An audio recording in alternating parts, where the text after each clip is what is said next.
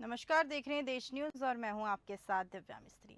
2 साल पहले जहां देश कोरोना वायरस से परेशान था, तो वहीं अब राजधानी में लंपी वायरस का संक्रमण बढ़ता जा रहा है। अब तक लंपी संक्रमित करीब 60 गौवंश मिल चुके हैं। इसमें आधे से भी ज्यादा शहर की सड़कों पर आवारा घूमते मिले। ऐसे में नगर निगम अमले ने इन्हें पकड़कर जहांगीराबाद स्थित पशु आश्रय स्थल आसरा में रखा हुआ था। आसरा स्थल से शेड में इन गौवंश को रखा गया। उनकी क्षमता मात्र 30 की है। अभी करीब 35 से ज्यादा गौवंश को यहाँ रखा गया है। इस कारण आसरा प्रबंधन ने अब तक अधिक लंपी संक्रमित गौवंश को यहाँ रखने में असमर्थता जताई। वहीं अब परेशानी यह है कि लंपी वायरस संक्रमित गौवंश मिलने पर उसे कहाँ रखा जाएगा। बता दें कि पशु चिकित्सकों की माने तो लंपी संक्रमित गौवंश को ठीक होने में 1 हफ्ते से अधिक समय लग रहा है। फिर जिस शेड में इन्हें रखा जा रहा है, वहां अन्य बीमारी के संक्रमित गौवंश को भी साथ रखा जा रहा है। ऐसे में जो गौवंश रिकवर हो चुका है, उसे भी यहां से सीधे गौशाला में स्वस्थ गौवंश के बीच नहीं छोड़ सकते। यही वजह है कि अब ऐसी गौशाला की तलाश की जा रही है जो खाली है, और वहां व्यवस्था जुटाकर लंपी संक्रमण से रिकवर हुए गौवंश के लिए क्वारंटाइन सेंटर भी बना रखा जाएगा। यहाँ रिकवरी हो चुके हैं गौवंश को कम से कम 2 हफ्ते रखे जाएंगे।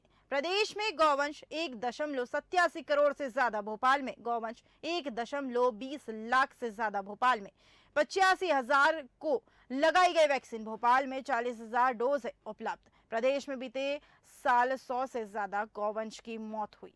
भोपाल में बीते साल 1 गौवंश की मौत हुई। लंपी वायरस राजस्थान और गुजरात में गायों में फैलना शुरू हुआ, उसके बाद यह कई राज्यों में फैल गया। फिलहाल जलगांव जिले में 300 से अधिक, धुले में 30, नंदुरबार में 21 पशुधन इस बीमारी से पीड़ित है। पिछले साल के बुरे अनुभव के बावजूद इस साल ठीक से टीकाकरण नहीं हो पाया। लंपी स्किन बीमारी एक वायरस रोग है।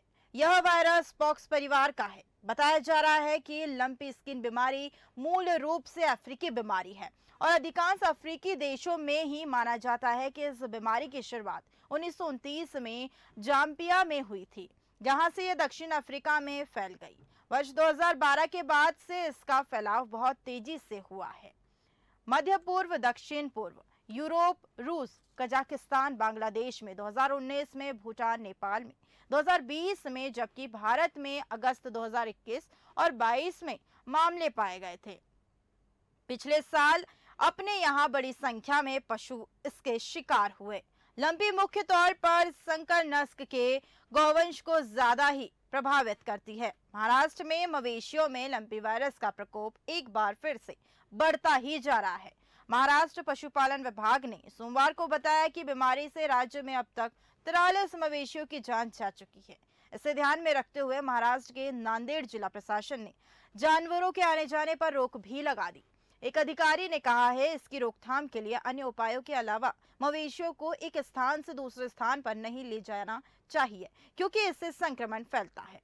लंपी स्किन बीमारी से संक्रमित जानवरों को बाजार में बिक्री के लिए लाने की भी मनाही कर दी गई है।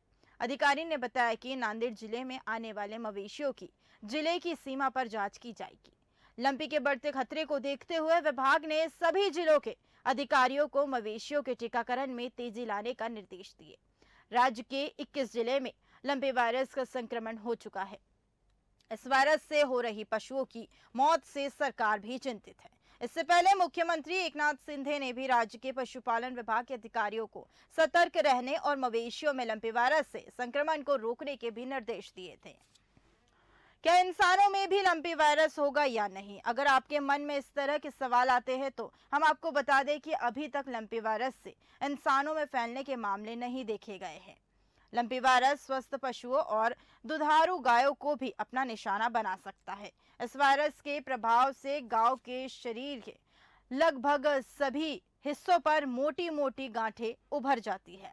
यह वायरस स्वस्थ पशुओं और दुधारू गायों को भी अपना निशाना बना रही है। लंपी वायरस के प्रभाव से गायों के शरीर के लगभग सभी हिस्सों पर मोटी मोटी गांठें बन रही है, जो घाव बनाते हैं। इसको मेडिकल लैंग्वेज में गांठदार त्वचा रोग वायरस यानी LSDV कहा जाता है। किसी पशु में इस बीमारी के कुछ लक्षण देखने को मिलते हैं, जिन पर गौर करना भी जरूरी है। ऐसा माना जाता है कि लंपी वायरस मच्छर, मक्खी, परजीवी कीट, गंदा पानी, दूषित भोजन या संक्रमित पशुओं की लार के कांटेक्ट में आने की वजह से भी पशुओं में फैलता है। लंपी वायरस को लेकर लोगों के मन में यह डर रहता है कि क्या इस वायरस से भी पीड़ित पशुओं का दूध पिया जा सकता है या नहीं। कहीं संक्रमित पशुओं का दूध पीने से इंसानों में यह बीमारी तो नहीं फैल जाएगी।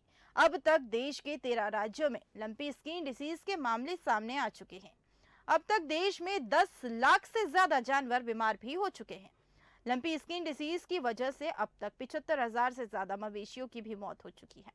वही खबर है कि भारतीय वैज्ञानिक ने स्वदेशी वैक्सीन तैयार की और इसके लिए टेस्टिंग की प्रक्रिया भी जारी है। 2 साल पहले दुनिया में कोरोना महामारी ने दस्तक दी, जिसकी वजह से लोगों को लाखों की मृत्यु हुई। कोरोना महामारी का इलाज हुआ, वैक्सीन बनी तो थोड़ी राहत मिली, लेकिन पिछले कुछ महीने से मंकी पॉक्स ने भी संक्रमण का डर पैदा कर दिया था और एक बार फिर लोगों के लिए मास्क लगाना भी दूरी बनाकर रखना जरूरी हो गया। लेकिन कोरोना और मंकी पॉक्स के बाद अब लंपी वायरस नामक बीमारी भी फैल रही है, क्योंकि यह बीमारी अभी तक गायों भैंस के बीच ही फैली है।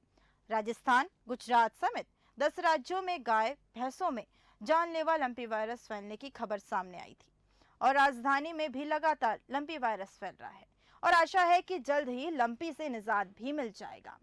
और अधिक जानकारी के लिए देखते रहिए देश न्यूज। नमस्कार।